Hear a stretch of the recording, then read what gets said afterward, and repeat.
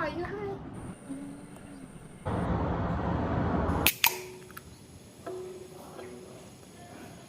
Wow, what are you drinking, FAIRUZ? It seems so nice.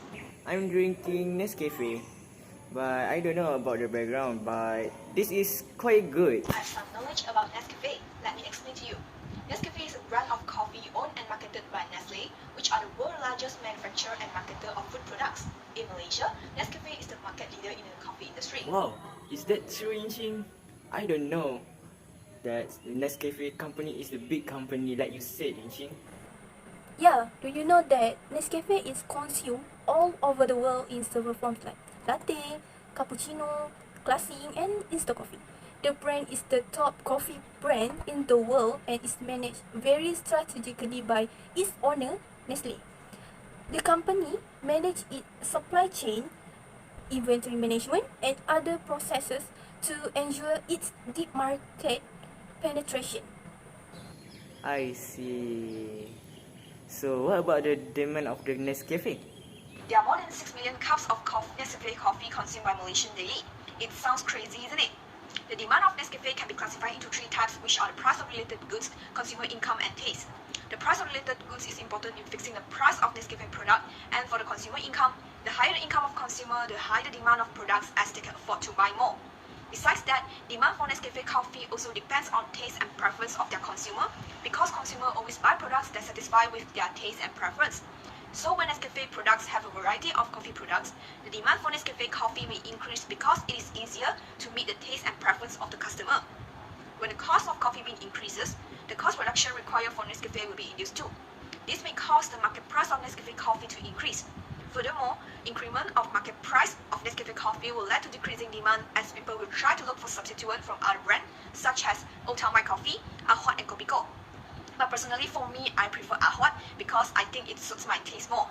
On the other hand, when price of coffee bean decreases, demand for Nescafe coffee will increase as the price of Nescafe will lower and not be affected by the price of coffee bean.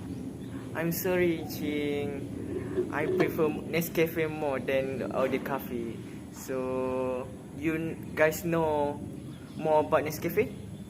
Hey, do you know that actually Nescafe is owned by Nestle? Oversees a reliable supply chain that allows it to get raw materials from all over the world. The Nescafe supply chain support the growth of farmers in Brazil and also many other countries, while also being environmentally clean and sustainable. This is amazing, right?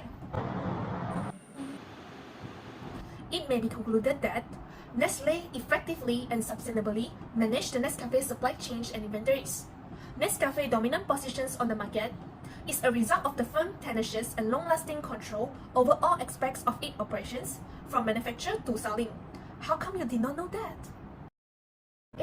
In this case, the higher the price of Nescafe coffee, the greater the quantity supplied by this company, and the opposite. They will only produce a good if they can at least break even on their marginal manufacturing costs. The quantity supply will change and the movement along the same supply curve when the price changes. Not only that, from what I've read in an article, smallholders are an essential component of the global supply chain because it acquires the majority of coffee from them.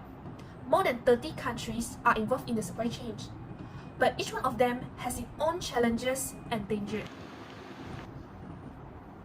Although there is a growing demand for coffee worldwide, other crops are also competing for the same limited amount of fertile lands. This indicates that the farmers in coffee-growing countries around the world confront various challenges, this including profitability, hazard to human rights, and the effect of climate change. So, from what I have just mentioned, those challenges are one of the variables that can shift in the supply curve. The higher the cost of coffee beans, the smaller the supplies of the Nescafe coffee. If the company uses advanced technologies, it will reduce the cost of production and eventually the profit will be higher. In this case, the producer will increase the supply in order to earn more. On the contrary, the supply will decrease as the natural disaster such as hurricane increase or the changes in weather.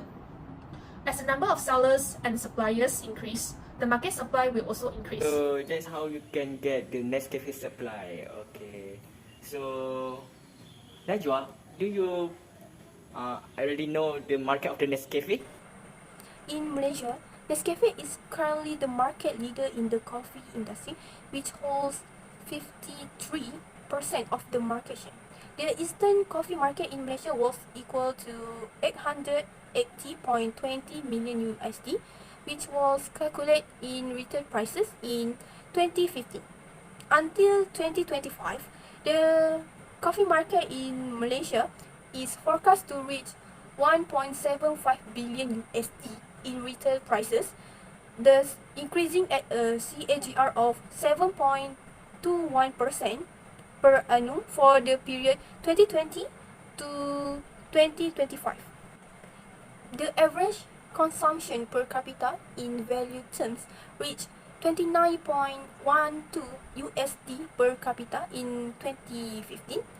In the next 5 years, it grew at a CAGR of 5.87% per annum. In the middle term by 2025, the indicator is forecast to speed up its growth and increase at a CAGR of 5.87% per annum. Wow, that a quite big company the Nescafe have. But Zahrain, do you know the elasticity of the Nescafe? I want to know. Can you explain in detail? So, elasticity refers to the degree to which the demand for a product or service change in response to a change in price.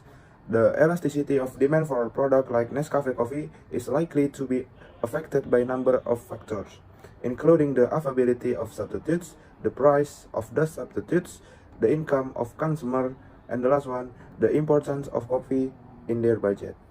For example, if the price of Nescafe coffee increase, there are many good substitutes available at lower price.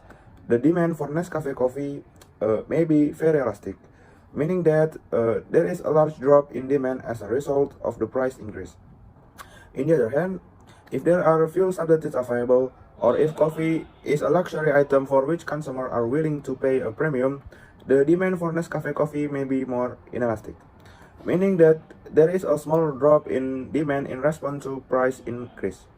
In general, elasticity of demand is an important consideration for companies like Nescafe, as it can help them to understand how consumers are likely to respond to change in price and to make price decisions. Oh, thank you Zahrain for the explain this the elasticity of the Nescafe. I think Nescafe is the more delicious coffee in the Malaysia, so I prefer Nescafe rather than other coffee.